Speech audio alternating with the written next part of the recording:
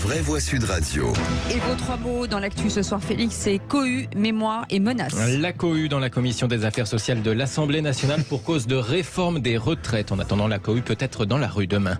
La mémoire, car chaque élève devrait visiter au moins un lieu historique dans sa scolarité pour se sensibiliser aux crimes du passé. Et puis la menace qu'aurait proférée Vladimir Poutine à Boris Johnson. Selon ce dernier, Boris, je ne veux pas vous faire de mal, mais avec un missile, ça prendrait 1 minute. On a presque envie d'ajouter bien cordialement.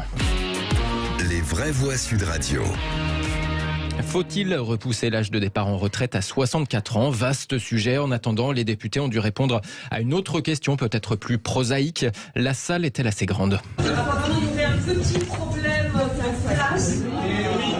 Il faut donner la priorité. Je suis désolée, mes chers collègues, la priorité quand même au commissaire des affaires sociales.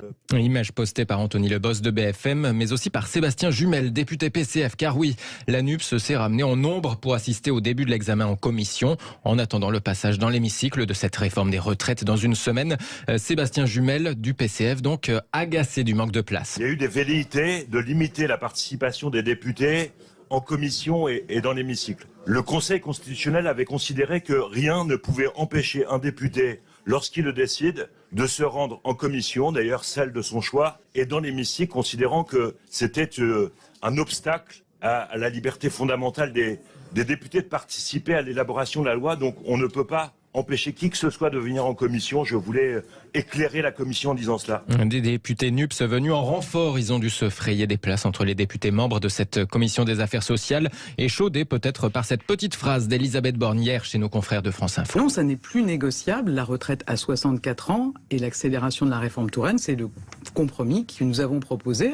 Des propos qui ont agacé jusqu'au RN, à l'image de son porte-parole Laurent Jacobelli ce matin dans le petit déjeuner politique de Sud Radio. Il y a un concours d'entêtement et d'orgueil entre le président de la République et sa première ministre. Qui sera le plus dur, le plus abrupt, le plus fermé, le plus sectaire? Je crois qu'elle est en train de prendre le lead justement sur le président de la République. Ce débat, il va être raccourci à l'Assemblée à cause du système qui a été choisi d'un débat limité dans le temps. Il est limité par Madame Borne elle-même qui ferme la porte aux négociations. Je crois que ce gouvernement doit reculer quand 3/4 des Français lui dit non. En tout cas, demain s'annonce très perturbé sur les rails avec seulement 1/3 des TGV, 1/10 des TER, quasiment aucun intercité. La grève de demain, d'ailleurs, on va en reparler dans votre grand débat. Ce sera dans une dizaine de minutes. Philippe Bilger, manque de place pour les députés. C'est surprenant ou pas pour vous? C'est vraiment le grand cinéma? Je pense qu'on va tout faire pour empêcher l'importance que veulent donner les oppositions à ce projet de loi sur les retraites dans leur hostilité à l'égard de ce projet. On dénonce les 6000 amendements de LFI ou de NUPES. On va empêcher les gens de manifester dans cette commission d'affaires sociales. Moi, je trouve que, en définitive, sur ce plan, en tout cas, le gouvernement s'y prend très mal.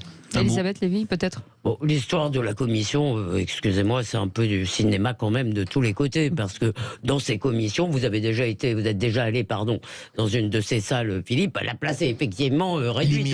On les fait pas dans l'hémicycle. Il se trouve que les députés sont inscrits à des commissions et qu'effectivement, si toute l'Assemblée veut aller à la salle des affaires sociales, ça perd son sens de commission.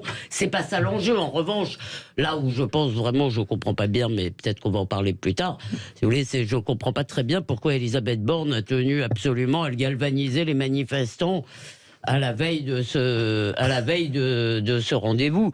À vrai dire, je n'arrive pas à comprendre parce que la psychologie élémentaire, n'importe qui, un enfant de 12 ans comprend. Donc, on va en parler tout à l'heure.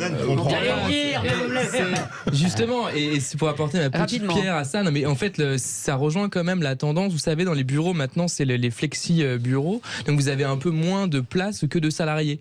Et donc, du coup, les gens viennent de manière tournante. Vous pouvez pas venir de la manière complète le même jour parce qu'il y a moins, encore une fois, de place que de salariés. Donc là, je pense qu'on l'a appliqué tout simplement à la commission. Mais vous charriez complètement. C'est la modernité, en fait. Mais vous charriez, vous êtes déjà allé dans une salle de commission à l'Assemblée? Non, mais moi, j'essaie de voir la beauté cachée.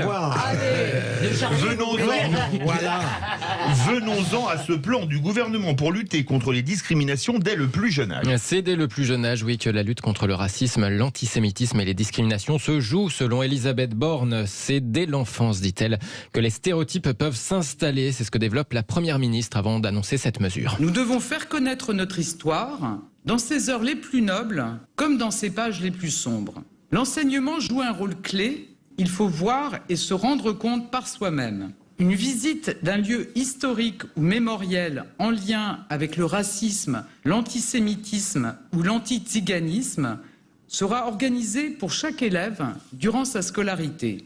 C'est une décision forte.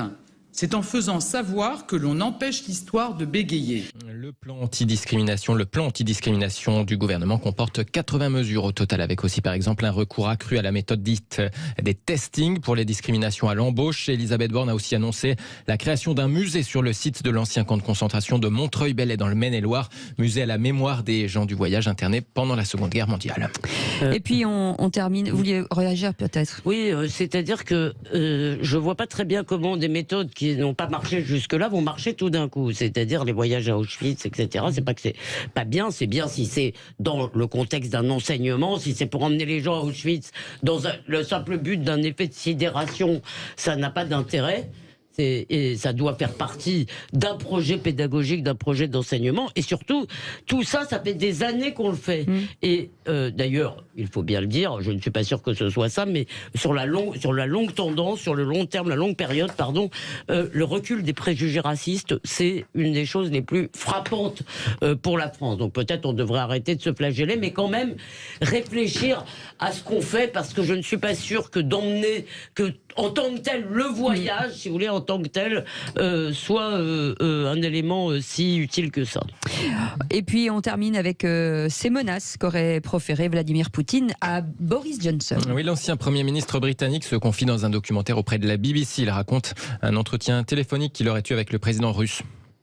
You know, he threatened me at one point and said, Boris, I don't want to hurt you, but with a missile it would only take a minute or something like that, you know.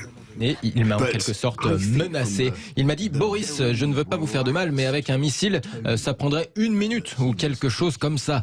Je pense que d'après le ton très détendu qu'il prenait, le détachement qu'il semblait avoir, il se jouait de mes tentatives de l'amener à négocier, raconte Boris Johnson à propos de ce coup de fil avec Vladimir Poutine. Une conversation qui aurait eu lieu avant l'invasion de l'Ukraine, quand le président russe s'agaçait à l'époque de voir des Occidentaux ouvrir potentiellement la porte de l'OTAN à l'Ukraine. Des confidences de Boris Johnson, en tout cas auquel le Kremlin a répondu aujourd'hui, puisque selon le porte-parole du Kremlin, c'est tout simplement un mensonge de la part de Boris Johnson. Cette conversation n'aurait jamais eu lieu. Une petite réaction rapide, Philippe Bilger. Cette phrase est dingue. En fait, Boris Johnson n'est pas un être qui a un rapport absolu avec la vérité, mais je n'ai aucune raison de douter de cette faillie qui peut correspondre totalement à ce qu'on imagine être Poutine, et c'est une plaisanterie discutable, mais moi je crois qu'il l'a dite. Oui, non, mais je suis d'accord, c'est dans le style de Poutine, en tout cas. Et même si c'est pas ce qu'il a dit, ça pourrait être une sorte de périphrase. Et il faut s'en méfier très fortement, parce que généralement, ce qu'il dit, il a plutôt tendance à le faire. En revanche, ce qui m'inquiète, c'est quand vous dites, il l'a peut-être pas dit, mais il aurait pu le dire. C'est dans son... Ça me paraît quand même. Oui, à un moment donné, la position et la violence dont il fait preuve souvent. Je vous taquine, mais si vous voulez, la question. Entre il l'a dit, il aurait pu, il y a une marge. On est bien d'accord. C'est pour ça qu'on donne les précisions. Boris Johnson, vous avez raison, mais moi je pense qu'il faut quand même pardonner beaucoup à quelqu'un qui lit Homère en grec. Qui lit Homère en grec. Ce sera le mot de la fin. C'était From Russia with Love.